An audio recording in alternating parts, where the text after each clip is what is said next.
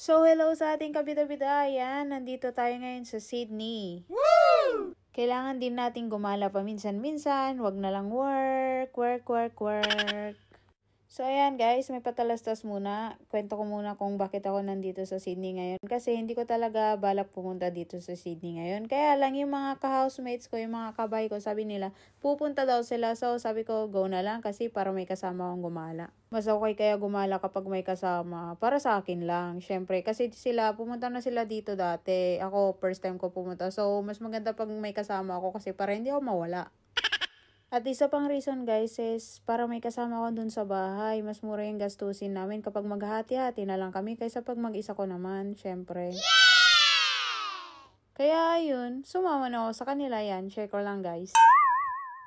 Pagkarating namin sa Sydney, ayan, naglakad-lakad kami. Syempre, ganun man ang mga gawain ng mga turista. Lakad-lakad doon, lakad dyan, wala namang ibang gagawin. At syempre, grabe, napakainit nung time na yan. Kaya sabi nila, yung Xingfutang, number 1 yan sa Taiwan.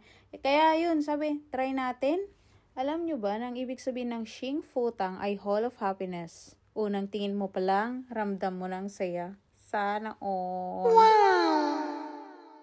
Isa sa pinakasikat ay ang brown sugar boba milk na kung saan tinotorch pa ang brown sugar sa ibabaw para magbigay ng rich caramel aroma.